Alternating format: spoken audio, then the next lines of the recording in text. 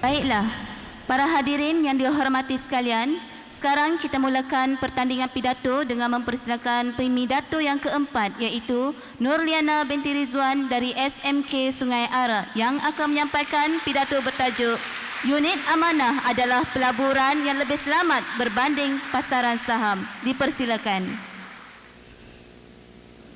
Jika filem Ombak Rindu mencetuskan fenomena dengan kutipan lebih daripada RM11 juta, Permodalan Nasional Berhad pula mencatat sejarah dengan menerima kira-kira 280,000 orang pengunjung dalam Minggu Saham Amanah Malaysia tahun 2012, mengatasi rekod lama yang dicipta pada tahun 2006.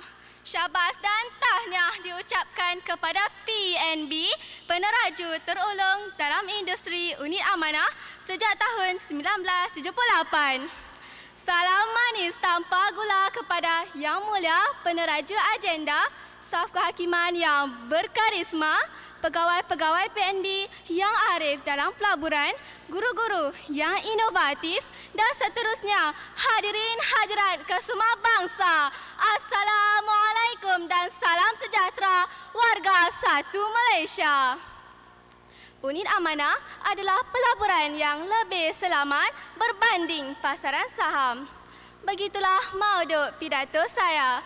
Sebelum bibir terus berbicara, izinkan saya memberi definisinya. Secara cantuman dan rangkuman, tajuk tersebut mendukung maksud penyertaan dalam skim pelaburan yang mengumpul wang daripada orang ramai yang berkongsi matlamat yang sama, mempunyai risiko yang lebih rendah berbanding dengan pembelian saham di pasaran terbuka oleh seseorang individu. Hadirin yang dihormati, pelaburan unit amanah lebih selamat berbanding pasaran saham. Hal ini kerana risiko pelaburan dapat dikurangkan melalui kepelbagaian pelaburan yang dilakukan oleh semua unit amanah, tidak seperti pelaburan di dalam satu kaunter saham sahaja. Pelabur di dalam unit amanah berpeluang menyertai lebih banyak sekuriti berbanding dengan pelaburan yang dibuat secara persendirian di pasaran saham ekoran modal yang rendah. Jika anda melabur dalam unit amanah yang dikendalikan oleh PNB, anda akan memperoleh kepelbagaian pelaburan segera kerana wang anda yang terkumpul bersama-sama wang pelabur lain akan menghasilkan modal yang banyak dan ia dapat digunakan untuk membeli pelbagai jenis saham termasuk yang bernilai tinggi seperti Tenaga Nasional, Saham Darby dan sebagainya. Andai kata jika wujud kerugian di beberapa kaunter, ia dapat ditampung oleh keuntungan yang diperoleh daripada kaunter-kaunter yang lain. Portfolio yang pelbagai dengan sendirinya akan mengurangkan risiko kerana tidak semua telur disimpan dalam sebuah raga. Hadirin hadirat warga berdaulat, mengikut Suruhanjaya Sekuriti Malaysia, kini terdapat 40 buah syarikat pengurusan dana unit amanah. Semua pengurus dana unit amanah terdiri daripada golongan profesional yang afdal tentang konsep risiko dan pulangan dalam pelaburan. Mereka menguruskan pelaburan dana selaras dengan matlamat yang ditetapkan, mengikut mandat yang diberikan dan tertakluk kepada Akta Pasaran Modal dan Perkhidmatan 2007 serta garis panduan daripada Suruhanjaya Sekuriti untuk melindungi kepentingan pelabur. Mereka juga mentadbir aliran masuk dan keluar dana tersebut, menyediakan laporan-laporan serta mengesyorkan strategi pelaburan yang sesuai.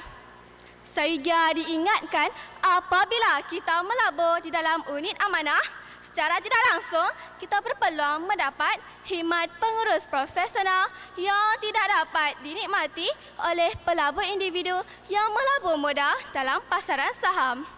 Natijahnya, pelabur di dalam unit amanah dapat mengurangkan risiko kerugian terutama dalam kalangan individu yang tidak ada ilmu pelaburan dan melabur mengikut kabar angin atau spekulasi di pasaran saham terbuka yang berisiko tinggi.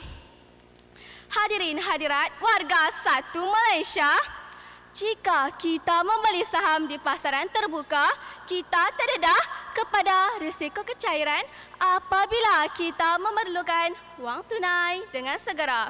Bukan semua saham yang dibeli dapat dijual dengan kadar segera.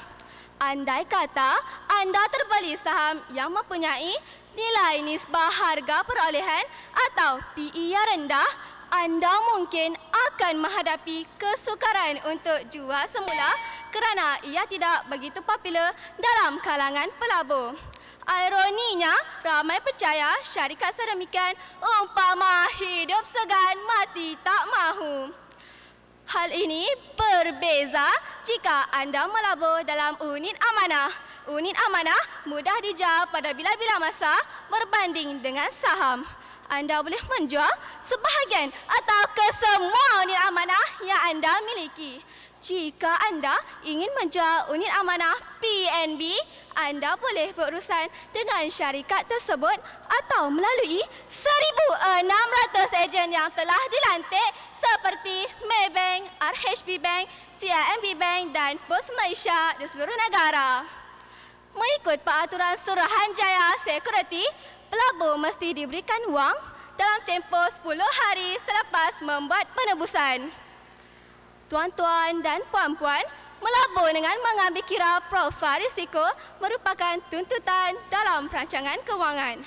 Pelaburan di dalam unit amanah akan membolehkan anda berpeluang menentukan pelaburan yang betul dan konsisten dengan matlamat kewangan dan toleransi anda terhadap risiko berdasarkan putaran kita hayat mengikut umur dan cara hidup. Mengikut LIPA, dana unit amanah di Malaysia boleh dibahagikan kepada 10 jenis. Anda boleh memilih sama ada melabur di dalam dana pertumbuhan, dana pendapatan, dana imbang dan sebagainya yang sesuai dengan matlamat kewangan anda dan risiko yang mampu ditanggung. Hal ini sukar direalisasikan jika tuan-tuan dan puan-puan melabur di pasaran saham kerana setiap saham yang dijual tidak dikategorikan mengikut jenis risiko yang perlu ditanggung oleh seseorang pelabur. Selain itu, jika anda melabur di dalam unit amanah yang berharga tetap seperti amanah saham Bumi Putra, amanah saham Wawasan 2020 dan amanah saham Didik, anda tidak akan kerugian kerana harga jalannya tetap RM1 seperti harga asal yang dibeli dan bukan seperti harga saham yang ditentukan oleh kuasa pasaran. Hadirin hadirat peneraju transformasi negara, sudah terang lagi bersuluh, ternyata unit amanah adalah pelaburan yang lebih selamat berbanding pasaran saham. Sekian, wassalamualaikum warahmatullahi wabarakatuh dan terima kasih. Mohon pemidato terus berada di atas pentas untuk menerima soalan spontan daripada Ketua Hakim. Adakah unit amanah sesuai untuk semua lapisan masyarakat di Malaysia? Tolong ulaskan kenyataan. Terima kasih atas soalan yang diajukan. Hadirin hadirat sekalian, bukalah minda, lapangkanlah dada untuk mendengar kupasan soalan yang diajukan oleh hakim yang saya hormati. Persoalan ini dapat saya cerakinkan kepada dua fokus bicara. Cetusan idea pertama saya ialah unit amanah, melabur di dalam unit amanah tidak memerlukan kos yang banyak untuk melabur di pasaran untuk melabur. Hal ini kerana unit amanah seperti